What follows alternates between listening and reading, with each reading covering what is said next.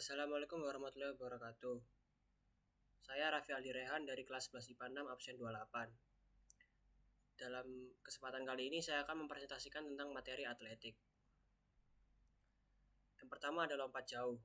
Lompat jauh merupakan salah satu nomor lompat dari cabang olahraga atletik yang paling populer dan paling sering dilombakan dalam kompetisi kelas dunia, termasuk Olimpiade.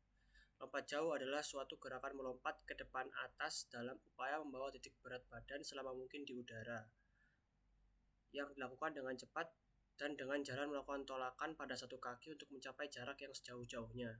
Sasaran dan tujuan lompat jauh adalah untuk mencapai jarak lompatan sejauh mungkin ke sebuah titik pendaratan atau bak lompat. Jarak lompatan diukur dari papan tolakan sampai ke batas terdekat dari letak titik pendaratan yang dihasilkan oleh bagian tubuh. Teknik lompat jauh. A. Tahap awalan. Awalan merupakan suatu gerakan dalam atletik lompat jauh yang dilakukan dengan cara lari secepat mungkin agar memperoleh kecepatan maksimal sebelum melakukan tolakan. Selain itu, awalan dalam atletik lompat jauh dapat diartikan sebagai suatu upaya untuk memperoleh kecepatan horizontal maksimal yang kemudian diubah menjadi kecepatan vertikal ketika melakukan tolakan. Jarak dari suatu awalan tergantung dari tingkat kematangan dari atlet tersebut dan kemampuan dari atlet tersebut untuk berakselerasi dengan kecepatannya sendiri. Teknik awalan harus dilakukan dengan berlari secepat mungkin dan dari jarak 40-45 meter pada sebuah lintasan lari. Tahap yang kedua ada tahap tolakan. Menumpu merupakan gerakan yang penting dalam lompat jauh untuk menentukan hasil lompatan yang sempurna. Dalam teknik ini, atlet menggunakan tolakan pada sebuah papan atau balok tumpuan menggunakan kaki terkuat dengan mengubah kecepatan horizontal menjadi kecepatan vertikal. Pada saat melakukan tumpuan, posisi badan tidak boleh terlalu condong. Tumpuan juga harus kuat, cepat, dan aktif. Keseimbangan badan juga harus dipertimbangkan agar tidak goyang. Gerakan ayunan lengan sangat membantu untuk menambah ketinggian serta menjaga keseimbangan tubuh. Lalu, yang ketiga ada tahap sikap saat melayang di udara. Gerakan melayang dalam lompat jauh dilakukan setelah meninggalkan balok tumpuan. Saat melakukan gerakan melayang, keseimbangan badan harus tetap terjaga. Ayunan kedua tangan bisa membantu atlet dalam menjaga keseimbangan tubuh. Secara umum ada 3 jenis gaya yang dapat dilakukan pada saat melakukan olahraga lompat jauh, yaitu gaya jongkok, gaya menggantung, dan gaya berjalan di udara yang sudah seperti pada gambar. Yang keempat ada tahap mendarat. Dalam tahap ini atlet harus berupaya mendarat dengan sebaik mungkin, jangan sampai badan atau lengan jatuh ke belakang. Pendaratan pada bak lompat dimulai dengan posisi kedua tumit kaki dan kedua kaki agak rapat. Gerakan-gerakan waktu pendaratan harus dilakukan dengan kedua kaki. Yang perlu diperhatikan saat mendarat dalam lompat jauh adalah kedua kaki mendarat secara bersamaan, diikuti dengan dorongan pinggul ke depan sehingga badan tidak cenderung jatuh ke belakang yang dapat berakibat fatal bagi atlet itu sendiri. Lalu materi atletik yang kedua yaitu adalah jalan cepat. Jalan cepat adalah bergerak ke depan tanpa hubungan terputus dengan tanah. Setiap melangkah, kaki depan harus menyentuh tanah sebelum kaki belakang meninggalkan tanah. Saat melangkah satu kaki harus berada di tanah, maka kaki tersebut harus lurus dan lutut tidak bengkok dan tumpuan kaki dalam keadaan posisi tegak lurus. Hal-hal yang harus diperhatikan saat jalan cepat. 1. Perhatikan tokok untuk selalu tegak. 2. Posisi kepala. 3. Kaki waktu melangkah. Dan yang keempat, gerakan tangan dan bahu. Fase jalan cepat.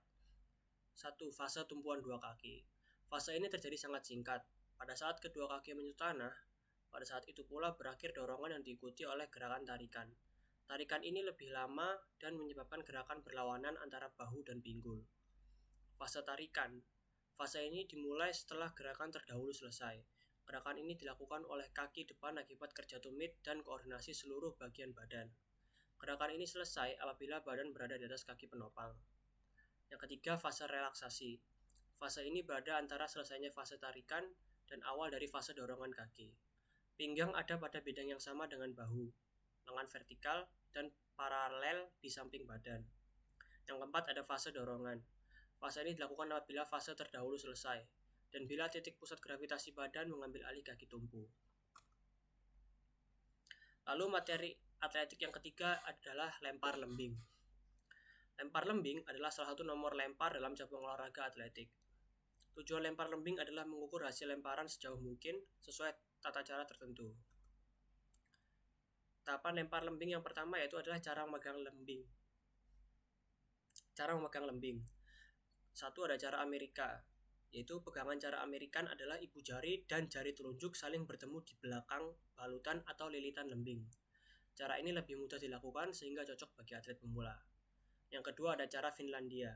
Pegangan cara Finlandia adalah ibu jari dan jari tengah bertemu di belakang balutan atau lilitan lembing, sedangkan jari telunjuk agak lurus dengan batang lembing. Yang ketiga ada cara Waddell. Pegangan cara jepit tang atau tank style adalah pegangan di mana jari telunjuk dan jari tengah menjepit lembing tepat di belakang tempat pegangan. Yang kedua yaitu ada cara membawa lembing. Dalam membawa lembing yang sering biasa dilakukan para pelempar adalah lembing berada di atas pundak maupun bahu dengan posisi mata lembing serong ke atas maupun serong ke bawah. Dan posisi mendatar dalam posisi tersebut otot-otot sekitar bahu dan tangan terasa rileks. Ada juga yang membawa lembing dengan posisi lembing di samping badan, tangan lurus ke belakang sehingga tidak mendapat kesulitan untuk mengambil sikap-sikap selanjutnya. Namun sedikit hambatan untuk mendapatkan kecepatan awalan yang optimal.